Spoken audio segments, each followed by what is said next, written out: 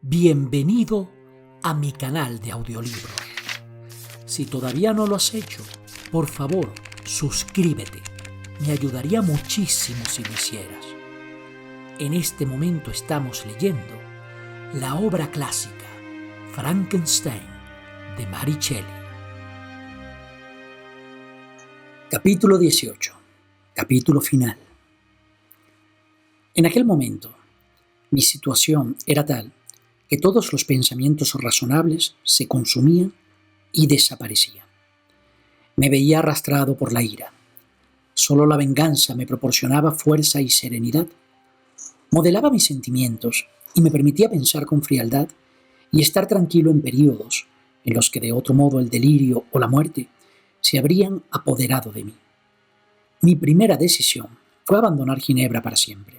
Mi país, al que amaba cuando era feliz y querido, ahora en la adversidad, se convirtió en un lugar odioso.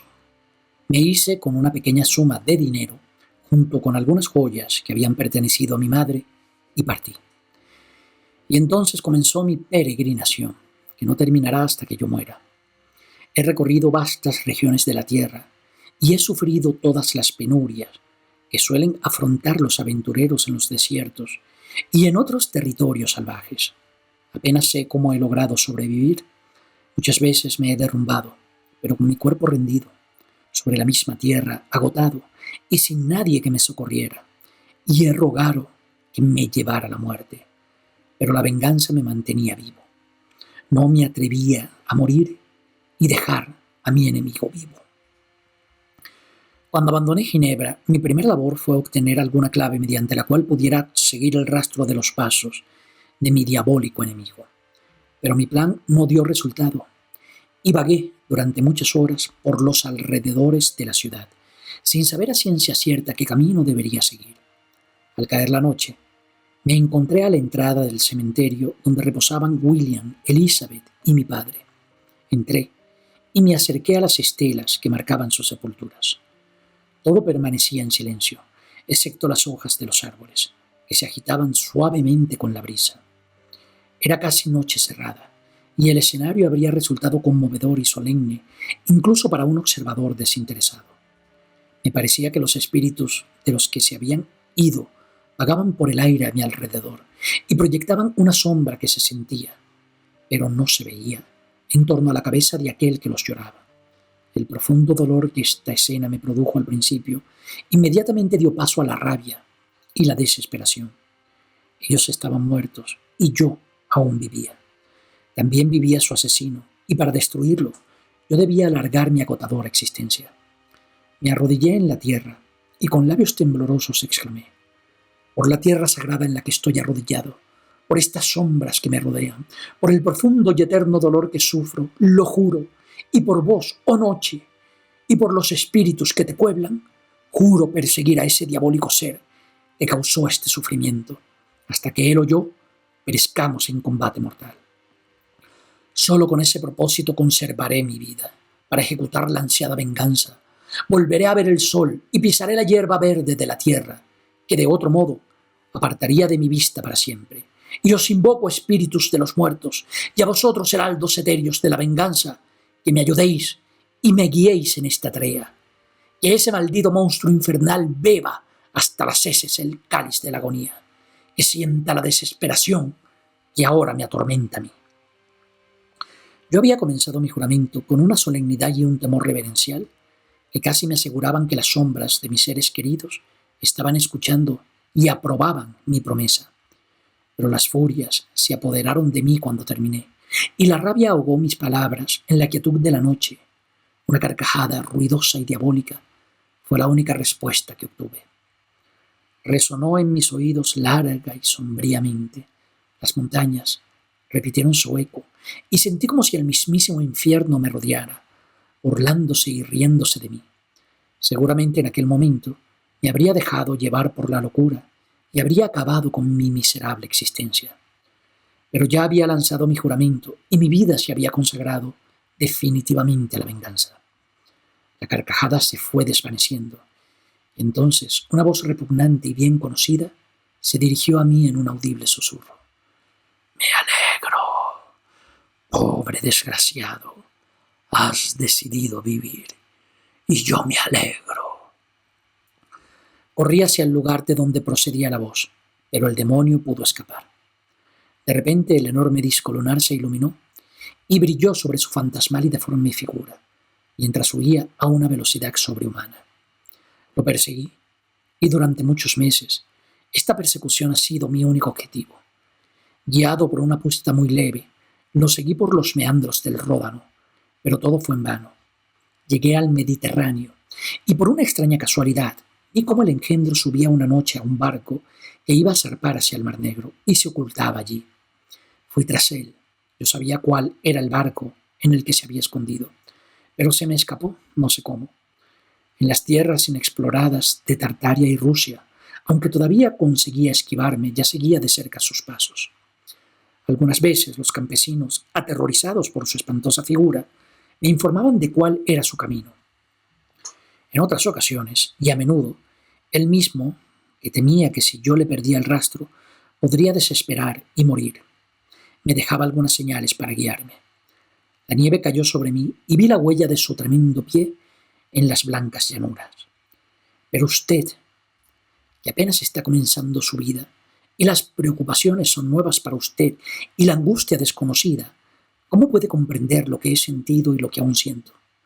El frío, las necesidades y el cansancio fueron los males menores que tuve que soportar. Me maldijo algún demonio y tengo que sufrir en mi pecho un infierno eterno. Sin embargo, aún un espíritu bueno me seguía y guiaba mis pasos, y cuando más lamentaba mi suerte, repentinamente me salvaba de lo que me parecían dificultades insalvables. En ocasiones, cuando mi cuerpo, abrumado por el hambre, se desplomaba en el agotamiento, encontraba una comida reparadora en el desierto, que me devolvía las fuerzas y me animaba. La comida era tosca, como la que suelen comer los campesinos de aquellas regiones, pero yo no dudaba que aquello lo habían dispuesto los espíritus que yo había invocado para que me ayudaran. A menudo, cuando todo estaba seco y no había nubes en el cielo y me abrazaba la sed, unas nubecillas aparecían en el firmamento y dejaban caer algunas gotas de lluvia que me reanimaban y luego se desvanecían. Cuando me era imposible, seguía los cursos de los ríos, pero el monstruo principalmente los evitaba, porque es en esos lugares donde generalmente se asientan las poblaciones del campo. En otras regiones apenas se veían seres humanos, y en esas zonas generalmente subsistía como los animales salvajes que se cruzaban en mi camino. Tenía algún dinero y me granjeaba la amistad de los aldeanos compartiéndoselo u ofreciéndoles la carne de algún animal que hubiera cazado, la cual, después de coger para mí una pequeña porción, se la regalaba a aquellos que me proporcionaban fuego y utensilios para cocinar. Así transcurría mi vida, de un modo que realmente me resultaba odioso, y solo durante el sueño me sentía un poco mejor. Oh, bendito sueño. A menudo, cuando más miserable me sentía, me subía en el descanso y mis sueños me calmaban casi hasta el éxtasis. El ángel que me guardaba seguramente me proporcionaba aquellos momentos, o más bien aquellas horas de felicidad en las que podía reunir fuerzas para continuar mi peregrinación. Privado de estos instantes de alivio, habría sucumbido a mis sufrimientos. Así, durante el día me sostenían y animaban las esperanzas de la noche, porque durante el sueño veía a mis seres queridos, a mi esposa y mi amado país. Volvía a ver el rostro de mi bondadoso padre, oía la argentina voz de mi Elizabeth y podía ver a Clerval rebosante de vida y juventud. A menudo, cuando me encontraba exhausto tras una agotadora marcha, me convencía de que estaba soñando y de que la noche llegaría y entonces disfrutaría realmente en brazos de mis seres queridos. Qué anhelo tan angustioso sentía por ellos. Cómo intentaba abrazar aquellas amadas figuras cuando se me aparecían a veces, incluso en las visiones que tenía durante la vigilia, y llegaba a convencerme de que aún estaban vivos. En aquellos momentos, la venganza que ardía en mi interior se apagaba en mi corazón, y seguía mi camino en pos de la destrucción del engendro demoníaco, más como una tarea que agradaba a los cielos, como si fuera un impulso mecánico de algún poder del cual yo no tenía conciencia, que por un verdadero y ardiente deseo de mi alma. ¿Qué sentía aquel a quien perseguía? No puedo saberlo. En efecto, en ocasiones dejaba señales escritas en las cortezas de los árboles o grabadas en la piedra que me guiaban y aguzaban mi furia. Mi reinado aún no ha terminado, se podía leer en una de aquellas inscripciones. Vives, y por eso mi poder es absoluto. Sígueme.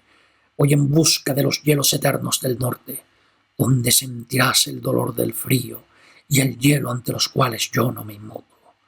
Muy cerca de aquí, si no te retrasas mucho, encontrarás una liebre muerta. Cómela, y así te repondrás. Vamos, enemigo mío, lucharemos a muerte, pero antes de que llegue ese momento te esperan largas horas de sufrimiento y dolor.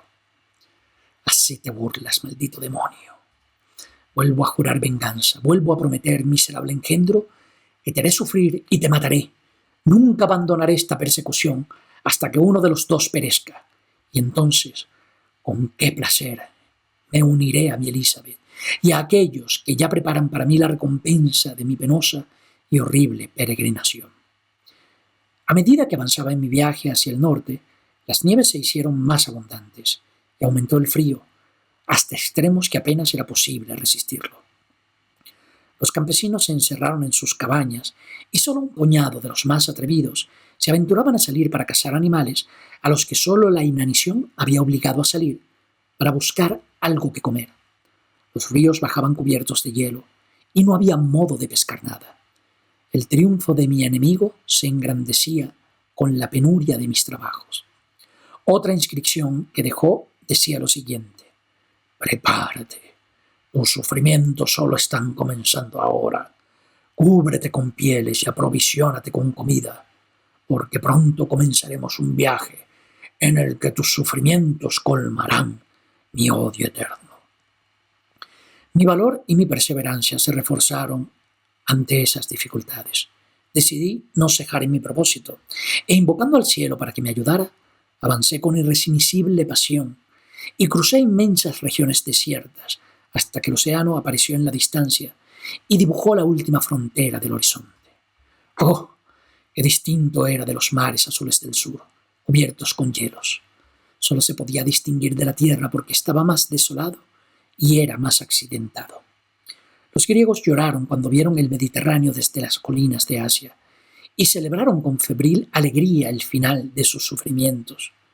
Yo no lloré, pero me arrodillé y agradecí a mi ángel de la guarda de todo corazón que me hubiera guiado sano y salvo hasta el lugar donde, a pesar de las amenazas de mi enemigo, esperaba encontrarlo y abatirlo.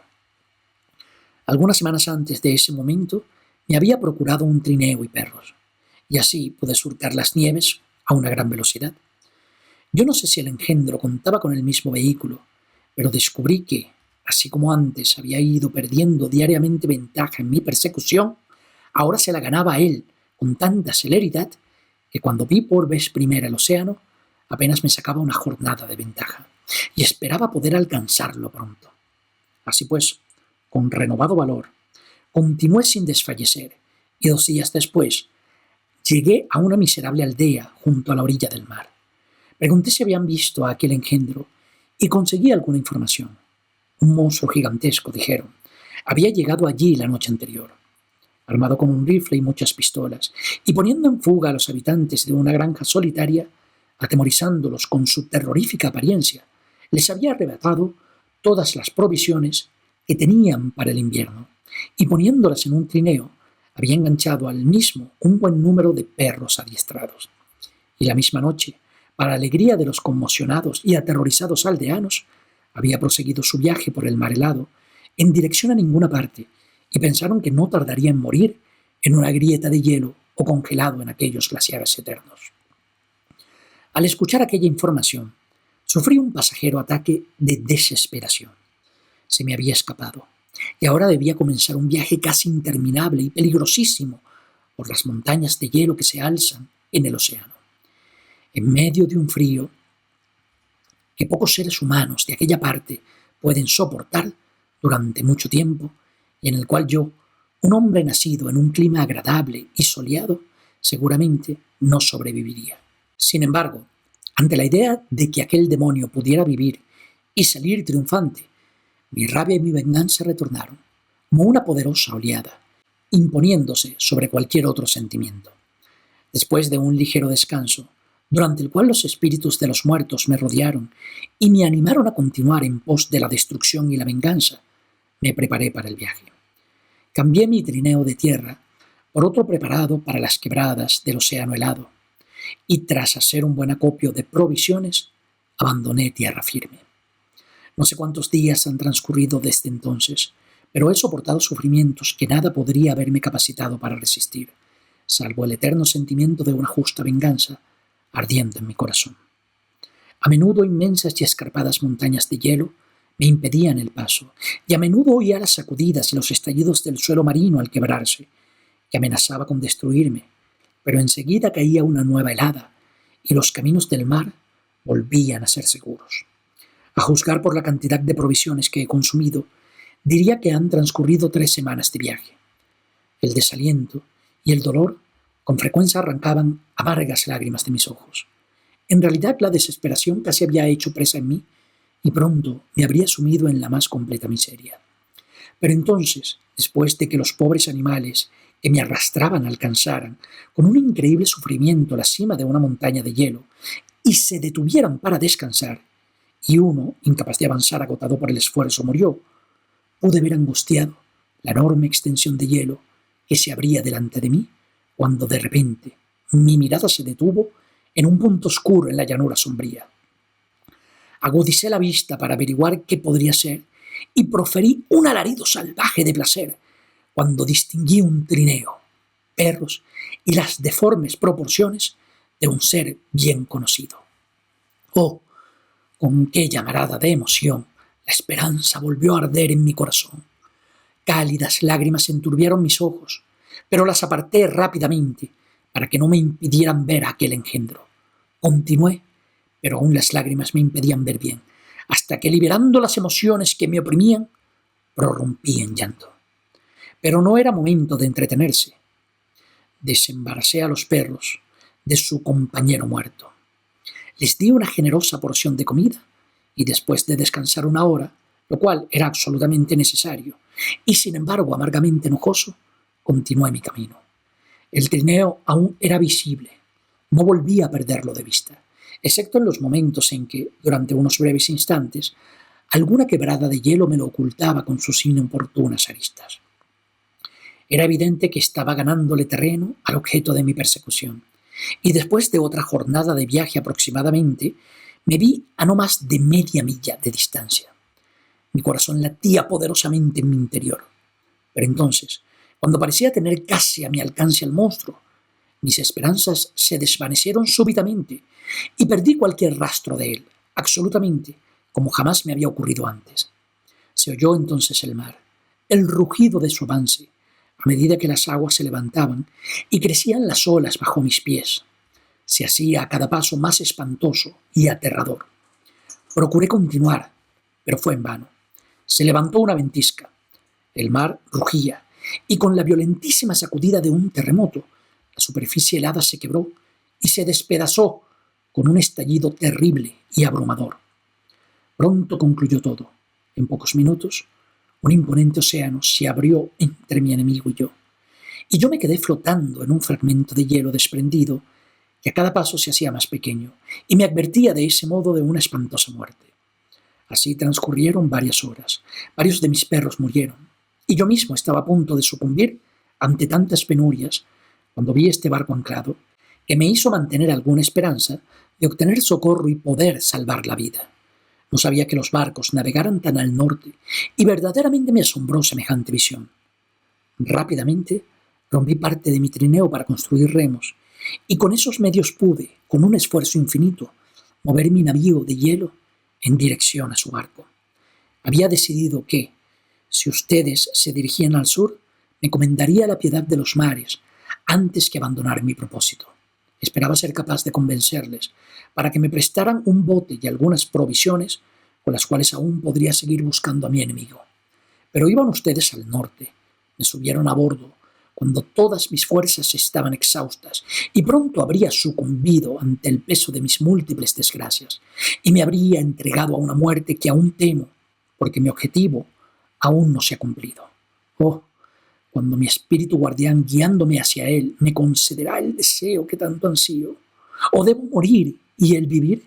Si muero, júreme, Walton, que no escapará, que usted lo buscará y cumplirá mi venganza y lo matará. Pero, ¿cómo me atrevo a pedirle que se haga cargo de mi peregrinación, que soporte los sufrimientos que yo he sobrellevado? No, no soy tan egoísta. Sin embargo, cuando esté muerto, si él apareciera, si los heraldos de la venganza lo condujeran hacia donde usted se encuentra, jure que no vivirá, jure que no saldrá victorioso ante todas mis desdichas, y que no vivirá para ser a otra persona tan desgraciada como yo. Oh, es elocuente y persuasivo, y en una ocasión sus palabras incluso tuvieron algún poder en mi corazón, pero no confíe en él. Su alma es tan infernal como su aspecto, podrido de traición y de una maldad diabólica. No le escuche, invoque a los manes de William Justin Clerval, Elizabeth, de mi padre y del desgraciado Víctor, y hunda su espada en lo más profundo de su corazón. Yo estaré a su lado y le mostraré el camino al acero. Walton. Continuación. Día 26 de agosto. Ya has leído esta extraña y aterradora historia, Margaret, ¿y no sientes que se te hiela la sangre de horror, como se me congela incluso a mí en este preciso instante? A veces, atrapado en un repentino ataque de angustia, no podía continuar su relato. En otras ocasiones, su voz quebrada y emocionada profería las palabras que he transcrito. Sus hermosos y encantadores ojos ahora se encendían de indignación, ahora se apagaban hasta el abatimiento más penoso y una infinita desdicha. Y a veces podía dominar sus gestos y su expresión, y relataba los incidentes más horribles con una voz tranquila, evitando cualquier rastro de conmoción. Y entonces de pronto estallaba como un volcán. Su rostro repentinamente se demudaba y adquiría una expresión de furia salvaje cuando lanzaba esas maldiciones sobre el monstruo que lo acosaba.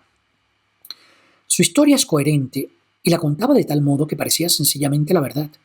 Sin embargo, reconozco, hermana, que las cartas de Félix y Safi que me mostró y la aparición del monstruo que vimos desde el barco me convencieron más de la verdad de su historia que todas sus afirmaciones, por muy vehementes y coherentes que fueran. Ese monstruo es real, desde luego, no puedo dudarlo. Sin embargo, estoy un poco confuso y me debato entre el asombro y la admiración. A veces intentaba que Frankenstein me contara los particulares de su creación, pero en este punto era inflexible. «¿Está usted loco, amigo mío?», me decía. «¿A dónde pretende llegar con su insensata curiosidad? ¿Acaso también desea usted engendrar un demonio infernal para sí mismo y para el mundo? ¿O qué pretende con esas preguntas? Tranquilo, tranquilo. Aprenda de mis desdichas y no pretenda aumentar las suyas». Frankenstein descubrió que yo apuntaba o cogía notas relativas a su historia. Me pidió verlas, y él mismo las corrigió y las aumentó en muchos lugares. Pero principalmente se ocupó de dar vida y fuerza a las conversaciones que mantuvo con su enemigo. Puesto que ha tomado usted algunas notas, dijo, no querría que la historia pasara mutilada a la posteridad. Así ha transcurrido una semana, mientras he escuchado el relato más extraño que imaginación alguna ha pergeñado jamás. Mi huésped ha conseguido que mis emociones y todos los sentimientos de mi alma hayan quedado prendidos de su historia, un interés que él mismo ha ido animando con su relato y la gentileza de su carácter. Quisiera ayudarlo, sin embargo. ¿Cómo puedo aconsejar que siga viviendo a alguien tan miserable, tan desprovisto de cualquier esperanza y consuelo? Oh, no. La única alegría que podrá disfrutar será la que goce cuando prepare sus trastornados sentimientos para el descanso y la muerte. Sin embargo, sí disfruta de una pequeña alegría, fruto de la soledad y el delirio. Cree que cuando mantiene conversaciones con sus seres queridos en sueños y obtiene de esos encuentros algún consuelo para sus desgracias o coraje para su venganza. Esas figuras no son creaciones de su imaginación, sino los seres reales que lo visitan desde las regiones del más allá. Semejante fe confiere cierta solemnidad a sus delirios, que me resultan casi tan asombrosos y apasionantes como la verdad. Nuestras conversaciones no siempre se reducen a su propia historia y sus desdichas. Demuestran un notabilísimo conocimiento de la literatura y una inteligencia rápida y perspicaz. Su elocuencia es vehemente y conmovedora. Desde luego, no soy capaz de escucharlo sin lágrimas en los ojos cuando narra un acontecimiento patético o cuando pretende excitar las pasiones de la piedad o el amor. Qué extraordinaria persona tuvo que haber sido en sus buenos tiempos. Si estando en la miseria se muestra así de noble y bondadoso, parece intuir lo mucho que vale y la grandeza de su caída. Cuando era joven, me dijo, me sentía como si estuviera destinado a alguna gran empresa. Mis sentimientos eran muy intensos, pero poseía un juicio tan equilibrado que se me prometían notables triunfos. Este sentimiento de valía respecto a mí mismo me animaba en aquellos momentos en los que otros se hubieran hundido, pues consideraba un crimen desperdiciar en inútiles lamentos aquellos talentos que podrían resultar útiles a mis semejantes. Cuando reflexioné sobre el trabajo que había realizado, nada menos que la creación de un animal sensible y racional, no me pude considerar uno más entre todos los demás científicos. Pero ese sentimiento que entonces me animó, ahora, solo me sirve para sumergirme aún más en el fango. Todas mis fantasías y esperanzas han quedado en nada.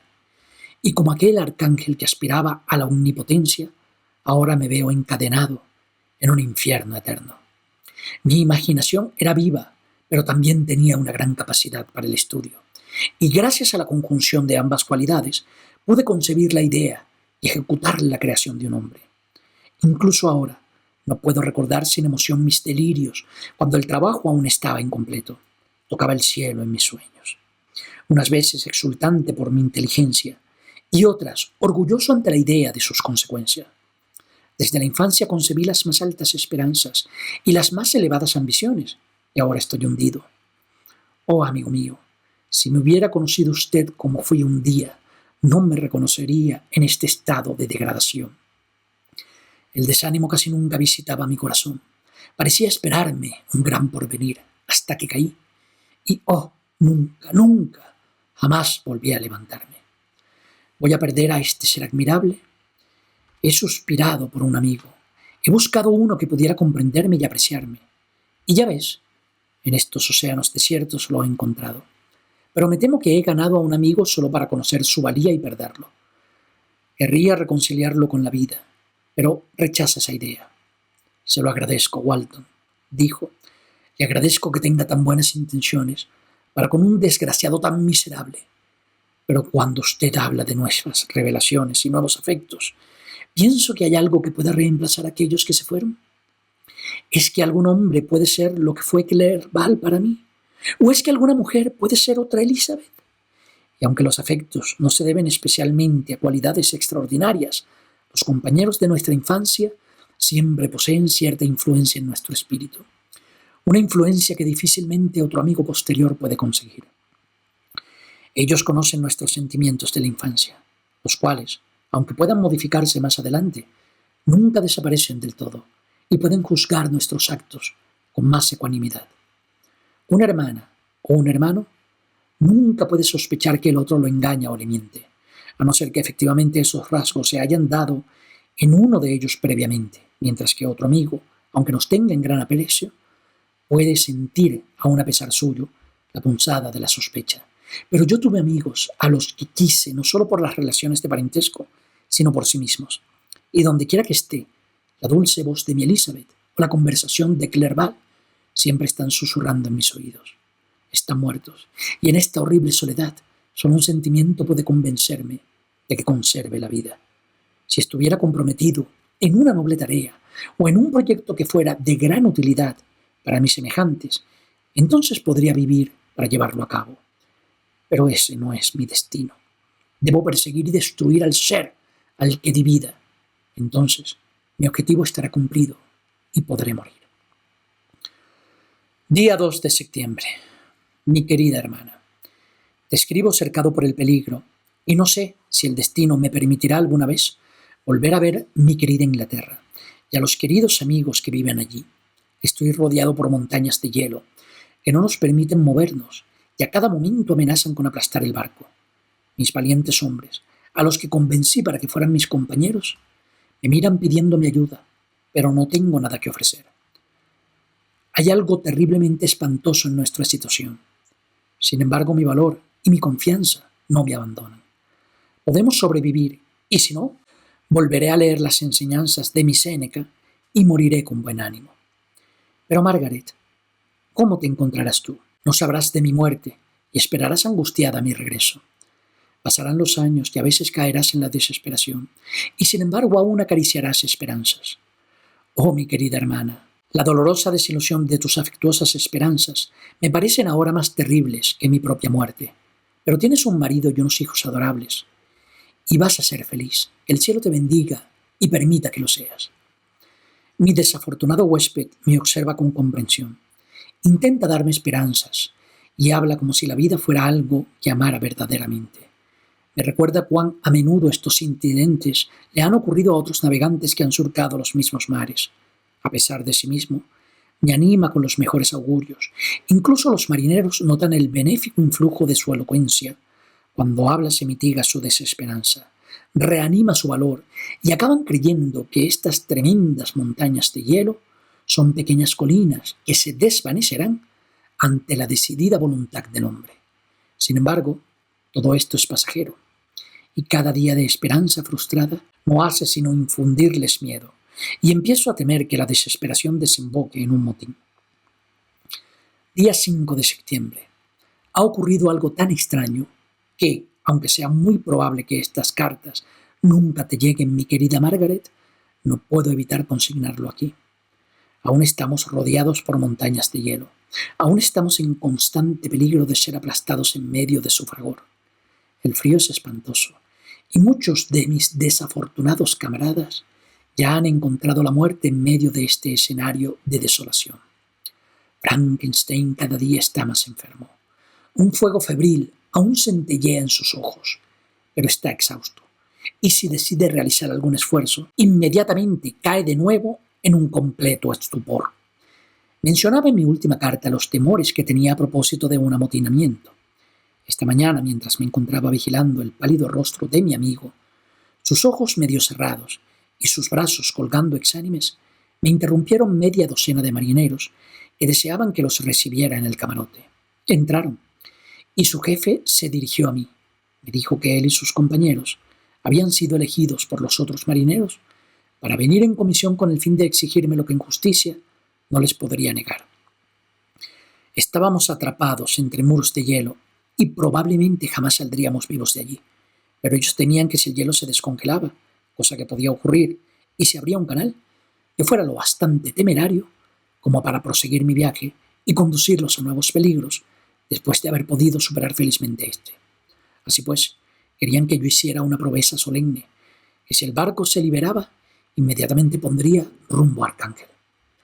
Aquella conversación me preocupó. Yo aún no había perdido la esperanza, ni había pensado en absoluto en regresar si el hielo no se liberaba. Sin embargo, en justicia, ¿podía, aunque estuviera en mi mano, negarles aquella petición? Dudé antes de responder, cuando Frankenstein, que al principio había permanecido en silencio, y en realidad parecía que apenas tenía fuerzas para escuchar, se incorporó. Sus ojos centelleaban, y sus mejillas se inflamaron con un momentáneo vigor. Volviéndose hacia los hombres, dijo: ¿Qué queréis decir? ¿Qué le estáis pidiendo a vuestro capitán? ¿De modo que abandonáis con esta facilidad vuestro trabajo? ¿No decíais que esta expedición era gloriosa? ¿Y por qué iba a ser gloriosa? Desde luego, no porque la ruta fuera sencilla y plácida, como en un mar del sur, sino porque estaba atestada de peligros y horrores, porque a cada nueva dificultad se exigiría más de vuestra fortaleza y se mostraría vuestro coraje, porque cuando la muerte y el peligro os rodearan, vosotros demostraríais vuestro valor y todo lo superaríais. Por eso era una expedición gloriosa, por eso era una empresa de honor. A partir de aquí, todo el mundo os saludaría como benefactores de la humanidad. Vuestros hombres serían honrados, como los de hombres valientes que se enfrentaron a la muerte con honor y por el beneficio de la humanidad. Y miraos ahora, a la primera señal de peligro, o, si lo preferís, ante la primera prueba importante y aterradora a la que se somete vuestro valor, retrocedéis y preferís abandonar como hombres que no tuvieron fortaleza para soportar el peligro y el frío. Muy bien, pobres de espíritu, tenían frío y volvieron al calor de sus chimeneas. Vaya, para ese viaje no necesitábamos tantos preparativos. No necesitabais venir hasta tan lejos, ni arrastrar a vuestro capitán a la vergüenza de un fracaso, para demostrar que sois unos cobardes. Oh, sed hombres, O sed más que hombres, sed fieles a vuestros compromisos y firmes como la roca. Este hielo no está hecho de la misma materia que vuestros corazones. Es débil y no puede derrotaros. Si vosotros decís que no va a derrotaros. No volváis junto a vuestras familias con el estigma de la derrota marcada en vuestras frentes. Volved como héroes que han luchado y han conquistado y no han sabido qué es volver la espalda al enemigo. Dijo aquello con un espíritu tan adecuado a los distintos sentimientos que expresaba en su arenga y con una mirada cargada de elevados propósitos y heroísmo, que no fue maravilla que aquellos hombres se conmovieran. Se miraban los unos a los otros y eran incapaces de contestar. Hablé, les dije que se retiraran y que pensaran en todo lo que se había dicho, que no los llevaría más al norte si verdaderamente deseaban lo contrario, pero que esperaba que lo pensaran bien y que pudieran recobrar el valor. Se fueron y me volví hacia mi amigo, pero se había sumido en un profundo estupor y casi le había abandonado la vida. No sé en qué terminará todo esto, pero preferiría morir antes que regresar vergonzosamente sin cumplir mi objetivo. Sin embargo, creo que tal será mi destino. Los hombres que no sienten con fervor las ideas de gloria y honor jamás tienen voluntad para seguir soportando penalidades. Día 7 de septiembre. La suerte está echada. He aceptado regresar, si no perecemos antes. Así se malogran mis esperanzas por la cobardía y la falta de arrojo. Regresaré a casa sin haber descubierto nada y desilusionado. Se precisa más filosofía de la que sé para soportar con buen ánimo esta humillación. Día 12 de septiembre. Todo ha acabado. Regresamos a Arcángel. He perdido cualquier esperanza de ser útil a los demás y de alcanzar la fama.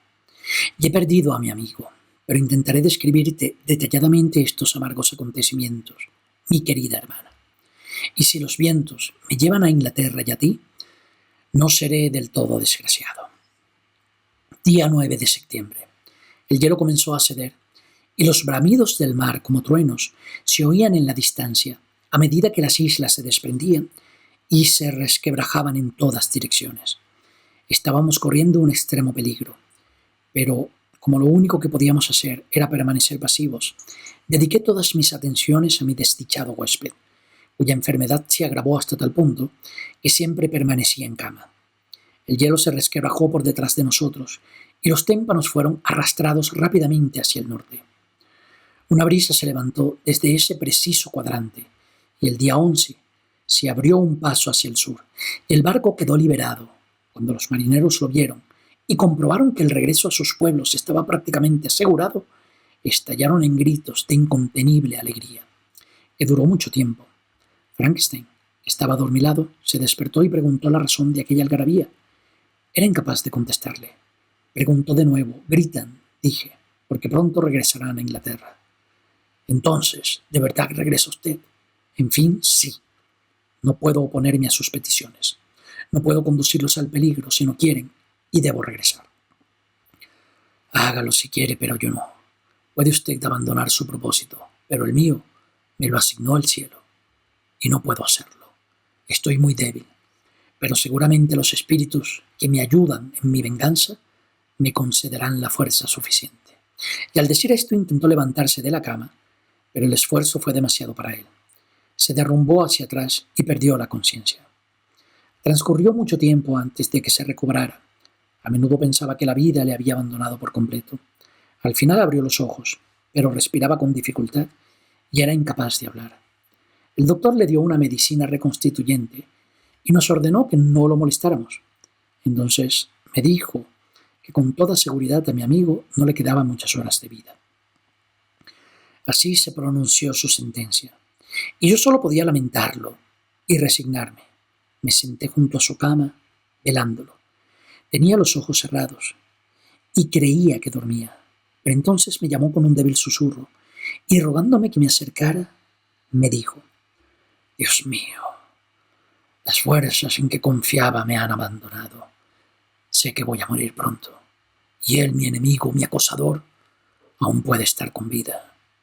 No crea Walton que en los últimos instantes de mi existencia Siento aquel odio feroz y aquel ardiente deseo de venganza que un día le conté. Pero tengo derecho a desear la muerte del monstruo. Durante estos últimos días he estado examinando mi conducta en el pasado y no creo que sea culpable. En un ataque de apasionada locura creé una criatura racional y me vi obligado a proporcionarle, en lo que me fuera posible, felicidad y bienestar. Ese era mi deber. Pero había un deber aún mayor que ese. Mis obligaciones respecto a mis semejantes tenían más fuerza, porque de ellas dependían a su vez la felicidad o la desgracia para muchos otros. Apremiado por esta perspectiva me negué, e hice bien en negarme a crear una compañera para la primera criatura. Él demostró una maldad insólita. Acabó con mis seres queridos. Se consagró a la destrucción de seres que gozaban de una sensibilidad, una alegría y una sabiduría maravillosas. Y no sé dónde puede acabar esa sed de venganza. Miserable como es, para que no pueda ser desgraciados a otros, debe morir. La tarea de su destrucción me correspondía a mí, pero he fracasado. En cierta ocasión, cuando actuaba por egoísmo y por ansias de venganza, le pedí que completara mi trabajo inacabado, y ahora renuevo mi petición, cuando solo me veo inducido a ello por la razón y la virtud. Sin embargo, no le puedo pedir que renuncie a su país y a sus seres queridos para llevar a cabo esta tarea. Y ahora que usted va a regresar a Inglaterra, tendrá pocas posibilidades de encontrarse con él. Pero le dejo a usted la consideración de esos detalles y la tarea de evaluar lo que usted puede estimar como sus verdaderos deberes. Mi razón y mis ideas ya no están claros por la cercanía de la muerte. No me atrevo a pedirle que haga lo que yo creo que es correcto, porque aún puedo estar perturbado por la pasión. Me enloquece pensar que él pudiera seguir viviendo para ser instrumento del mal, y más en esta hora, cuando de un momento a otro espero mi liberación, la única hora de felicidad que he gozado desde hace tantos años. Ya puedo ver las imágenes de mis seres queridos muertos a mi alrededor, y deseo apresurarme a abrazarlos. Adiós, Walton. Busque la felicidad en la tranquilidad y evite la ambición, aunque sea la ambición aparentemente inocente de sobresalir en las ciencias y los descubrimientos. ¿Pero por qué digo eso? Yo mismo he fracasado en semejantes esperanzas, pero quizá otro pueda tener éxito. Su voz se debilitó aún más y, exhausto por aquel esfuerzo, se sumió en el más profundo silencio. Alrededor de media hora después intentó hablar de nuevo, pero no pudo. Apretó mi mano débilmente y sus ojos se cerraron, mientras una amable sonrisa se dibujó en sus labios. Margaret, ¿qué puedo decir? ¿Puedo hacer algún comentario acerca de este hombre asombroso? Dios mío, todo lo que puedo decir sería inapropiado y vulgar. Las lágrimas corren por mi rostro, pero ya viajo hacia Inglaterra y quizá de allí encuentre algún consuelo. Me interrumpen. ¿Qué significan esos ruidos? Es medianoche. La brisa sopla suavemente y el vigía del puente apenas se mueve. Otra vez he vuelto a oír ese ruido. Procede del camarote donde aún permanecen los restos mortales de Frankenstein. Debo levantarme e ir a ver qué ocurre. Buenas noches, hermana mía. Dios mío, no sabes lo que acaba de ocurrir. Aún estoy aturdido ante el recuerdo de lo que he visto. Apenas sé si tendré fuerzas para contártelo con precisión. Sin embargo, lo intentaré, porque el relato que he transcrito hasta aquí estaría incompleto sin este episodio final y asombroso. Entré en el camarote donde yacían los restos de mi desdichado huésped. Sobre él se inclinaba una figura para cuya descripción no tengo palabras, de una estatura gigantesca, pero desproporcionado y deforme. Como estaba inclinado hacia el ataúd, su rostro permanecía oculto por largos mechones de pelo desgreñado. Pero su mano extendida parecía como la de las momias, porque no sé de otra cosa que pueda parecérsele en color y textura. Cuando escuchó un ruido y me vio entrar, interrumpió sus exclamaciones de dolor y se apartó hacia la ventana. Jamás vi una cosa tan espantosa como su rostro, tan asquerosa y tan aterradora. Cerré los ojos involuntariamente mientras se le gritaba que se quedara quieto. Se detuvo, mirándome con asombro y volviéndose luego hacia la figura exánime de su creador, pareció olvidar mi presencia, aunque todos sus movimientos y sus gestos Parecían movidos por la ira más violenta. «Esta también es mi víctima», exclamó. «Con su asesinato culmino mis crímenes, oh Frankenstein. Ser generoso y abnegado. Me atreveré a pediros que me perdonéis, yo que os maté, porque maté a aquellos que vos más queríais. Oh, ha muerto y no puede responderme». Su voz pareció ahogada, y mi primer impulso, que había sido obedecer la petición de mi amigo moribundo y acabar con su enemigo, ahora parecía atenazado por una mezcla de curiosidad y compasión. Me aproximé a él, aunque no me atrevía a mirarlo. Había algo demasiado aterrador y sobrehumano en su horrenda fealdad. Intenté decir algo, pero las palabras murieron en mis labios. El monstruo continuó culpándose y reprochándose locuras e incoherencias. Al final dije: «De nada sirve ya tu arrepentimiento. Si hubieras sentido la punzada de los remordimientos antes de haber llevado tu diabólica venganza hasta este extremo, Frankenstein aún estaría vivo». «¿Es que piensas que yo era insensible a la angustia y a los remordimientos?», dijo aquel ser demoníaco. «Él», añadió señalando el cadáver, «él no ha sufrido más en la consumación de los hechos que yo en su ejecución».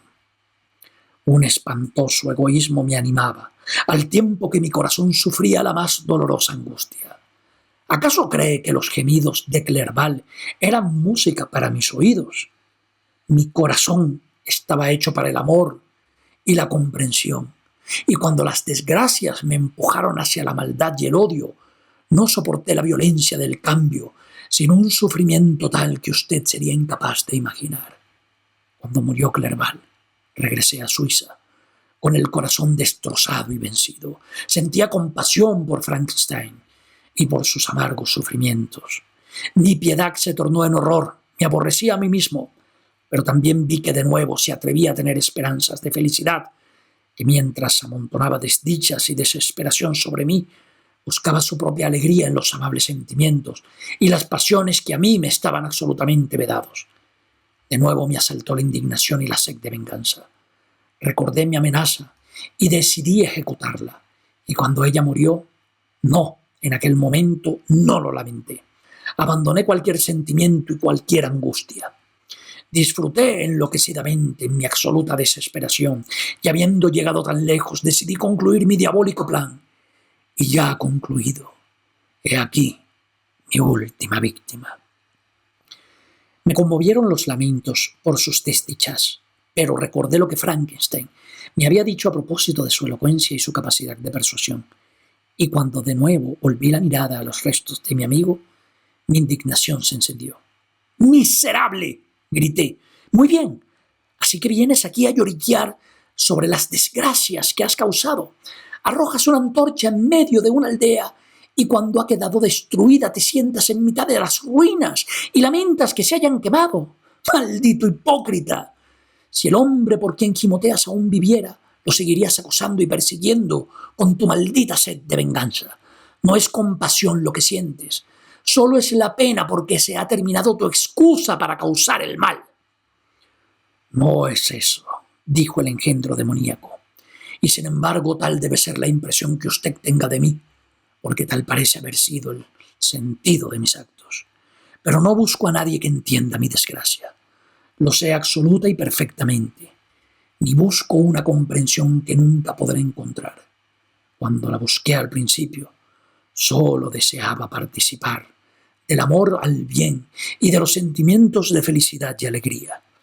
Pero ahora que la virtud no es para mí más que una sombra y la felicidad y la alegría se han tornado desesperación, ¿dónde tendría que buscar comprensión? No, me conformo con sufrir solo mientras tenga que sufrir.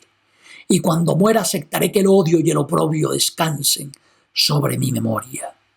En cierta ocasión mi imaginación se deleitó en sueños de virtud, de fama y alegría. En cierta ocasión confié en encontrar a alguien que, ignorando mi aspecto externo, me apreciaría por las excelentes cualidades que sin duda poseía. En aquel tiempo estaba embargado por los altos ideales del honor y de la abnegación. Pero ahora la vileza me ha hundido hasta convertirme en una alimaña bestial. No hay crímenes que se asemejen a los míos. Y cuando repaso la horrenda nómina de mis actos, apenas puedo creer que yo sea aquel cuyos pensamientos estuvieron, una vez animados por las sublimes y trascendentes visiones del amor y la belleza. Pero así es. El ángel caído se convierte en un demonio maligno, pero él, incluso él, el enemigo del hombre, tuvo amigos y compañeros. Yo estoy absolutamente solo. Usted, que se llama amigo de Frankenstein, parece saber algo de mis crímenes y mis desdichas. Pero en el relato que él tal vez le ha hecho de mis sufrimientos, no ha podido contar las horas y los meses de miseria que he soportado mientras mi alma ardía de furia e impotencia.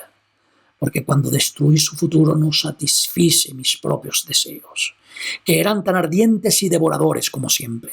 Aún deseaba amor y compañía, y siempre me despreciaban. ¿Acaso esto no era una injusticia? ¿Y soy yo el único criminal cuando toda la humanidad ha pecado contra mí? ¿Por qué no odia usted a Félix, que expulsó de su casa a quien lo apreciaba de verdad? ¿O por qué no odia usted al hombre que deseaba matar a quien salvó a su hija? No, desde luego. Ellos son seres virtuosos e inmaculados, mientras que yo, el miserable y el pisoteado, solo soy un aborto que debe ser despreciado y apaleado y odiado. Incluso ahora me hierve la sangre cuando recuerdo semejante injusticia. Pero es verdad que soy un miserable. He destruido todo lo bello y lo indefenso. He casado a los inocentes mientras dormían y he estrangulado hasta la muerte el cuello de quien jamás me hizo daño. He conducido a mi creador al sufrimiento y lo he acosado hasta su muerte. Usted me odia, pero su aborrecimiento ni siquiera puede compararse al que yo siento por mí mismo. Miro las manos que han cometido esos actos.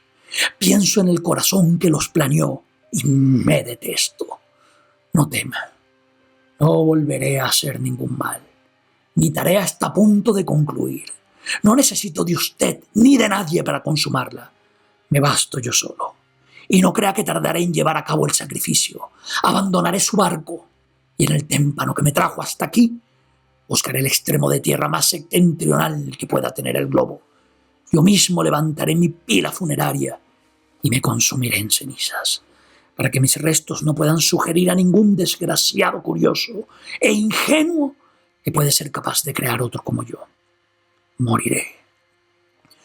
Ya no volveré a sentir la angustia que me consume, ni seré presa de sentimientos insatisfechos, y sin embargo eternos.